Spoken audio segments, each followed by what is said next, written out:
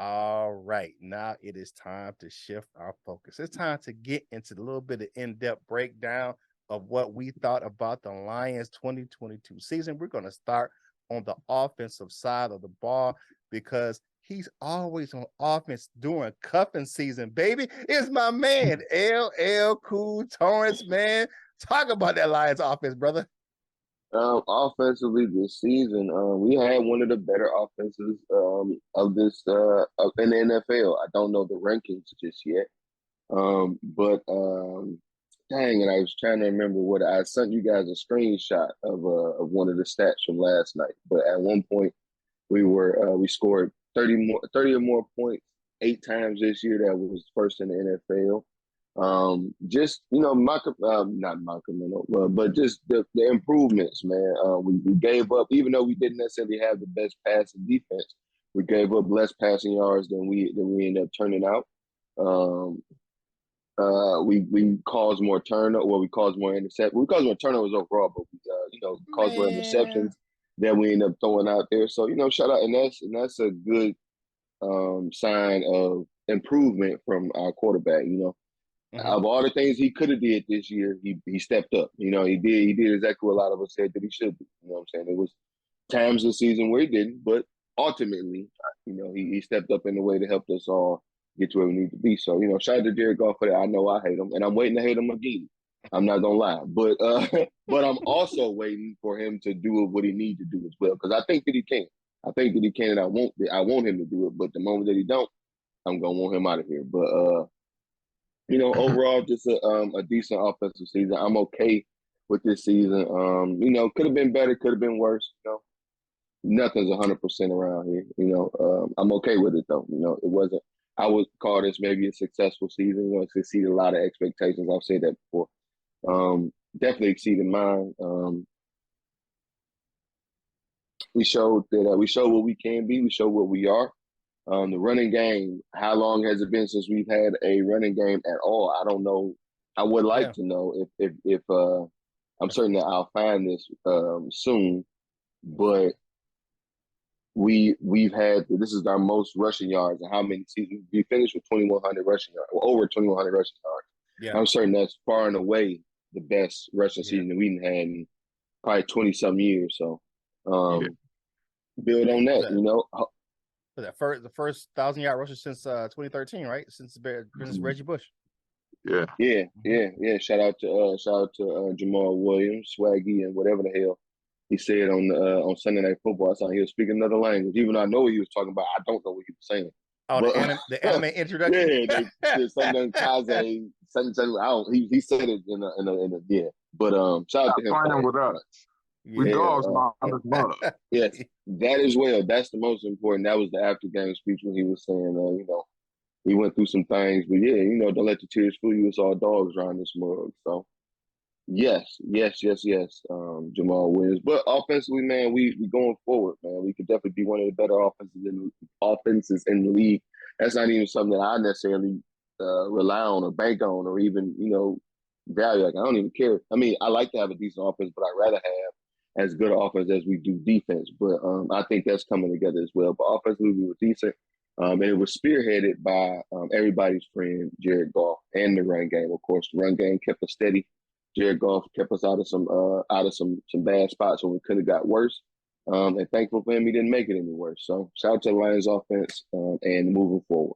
For me, Ben Johnson turned the offense into a juggernaut this year. We were a juggernaut this year. Even when we were losing, we were scoring a lot we was giving up points, but we were scoring points too. So we were in a lot of games, those close games. And we 8 times over 30 points. Man, that's better than anybody. That's better than Kansas City. All those high-powered offenses, we were outpowering those guys, man. With the final numbers of the season. We had some times we weren't, but most of the year we were balanced. Offense, we were running the ball, passing the ball. Jared Goff had a huge bounce back season, and I like what you talked about with Jared Goff. And I talked to like I said, I talked to my buddy out there, and who's the Rams guy. He does the Rams podcast, and he was like, "Man, Jared Goff can be when he's on, he's one of the best guys in the league. If you put the right pieces around him, you know, you keep him clean, he's one of the best guys in the league, and he showed it this year because they kept him clean. We didn't give up a lot of sacks this year. We kept Jared Goff clean, and he did his thing. He picked some guys apart, and some of the best secondaries in the league. He was just doing his thing. The Lions led the league in fewest turnovers. This, I think, is one of the stats you were talking about, LL. Mm-hmm. I had to pull up my other phone and go see what I sent y'all on Twitter. Yeah, he had led the league in fewest turnovers, and we were +7 in turnover differential. I think we only gave up the ball 17 times for the year, and I think we had like 20-something takeaways or whatever it was. It was a +7. So shout out to the offense for that. And my last thing is what's one of the cornerstones, and I have to give my shout out to Brad Holmes for this, and Hank Fraley. We had one of the best offensive lines in the league, period, point blank. And that's being recognized throughout the league. Hank Fraley did a good job with those fellas. Even when we had injuries, there was always somebody coming in, and there was never really a big drop off in play. You know, maybe a point here or there, but it was always a good, solid offensive line, able to run the ball and keep Jared Goff clean the majority of the season. So shout out to Ben Johnson, Ted Walsh, and the whole offensive coaching staff over there, and MCDC as well, man, and Brad Holmes for putting this team in a position to win. What you got, Coach Mike? You know what? I just want to start off by saying that Ben Johnson did a hell of a job. And the Lions did something that was very wise, that they realized when it came into the season, we were all talking about, man, DeAndre Swift is like a top 5, top 10 running back when healthy. But we also realized that, you know what?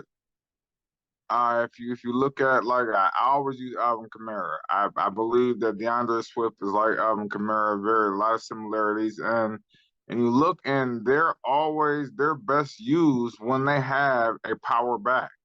When they have a workhorse back, then they can come in and do whatever. That's their best usage you get out of them. So I know that changed going into, you know, as the season started off. I think people were thinking DeAndre Swift is going to be that guy. Then Jamal Williams will come in and relieve him a little bit, short yardage back. And then that philosophy changed during the season, and they realized Jamal Williams is actually our guy, and then DeAndre Swift is the change of pace back. And I think that was a big part of the offense, that stability that Jamal Williams is a downhill runner. And he'll lay the hat on you, man. I think that positive gain in the run was a big part of being able to open up lanes in the passing game. Yeah. I also think that it was a very good call by the coordinators, by the GM, but that sat down and was like, you know what? We like TJ Hockenson, but we don't need TJ Hockenson. And that was a good call, because when you have TJ Hockenson, you have to game plan for him. You have to add him in the game plan somehow. He has to be either your second option. I think he has to be your second option. I don't think TJ Hockenson can be like a third or a fourth option. So if you're not going to game plan for a guy like that, then you need to let him go. And I'm glad that the Lions GM, the coaches, the whole organization as a whole was able to just let guys go. You know what I'm saying? That's something that we did not do in the past. We held on the guys forever. We were like, man, like, you know what I'm saying? Yeah. Like, come on, man. Like, you know what I'm saying? Like, but I'm glad that they were able to see that, man. And just the changes and seeing the growth from beginning to end. It was just like watching Hard Knocks, but in a full season capacity, man. So shout out to the offense, man. And them guys is growing. And Jared Goff, you done turned into LL's play cousin. What you got, man? Yeah, man. You know, and one thing I would say, Coach Mike, I watched some of the Saints game this weekend, and they said this. They were saying the same thing about Alvin Kamara. They say he's better when he has a downhill bell cow back runner with him in the backfield. You know, they said it was better when he had a guy like Mark Ingram. Mark Ingram, or Latavius Murray, or something. Yeah, he's always better when he has a down. His is not great when he's just a feature back. So it's always good when he has that bell cow type of stronger runner, because he has that same. If you look at it, he has the same type of thing with like DeAndre Swift.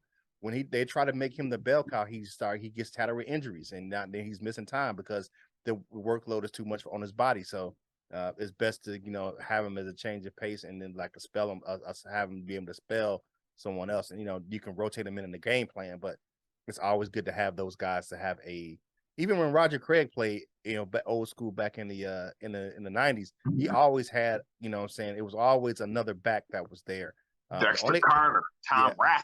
The only guy that was really, I say that didn't have a backup guy like that, and that was that type of back and had longevity and was able to play play at a higher rate and not get injured, was Marshall Faulk. That was the only player that was like that didn't have a lot of injuries. He just played. Yeah, played. Oh, yeah. LaDainian Thompson as well. I give you that. But yeah, those two guys. But other backs like that, you usually don't make them the bell cow back. They don't change their pace yet. Hey, to hear what myself and Coach Jones had to say about this topic, tune into the full version of today's Lunchtime Detroit Lions Talk, brought to you by Detroit Lions and the Prowl, right here on your home for Detroit Lions news and rumors.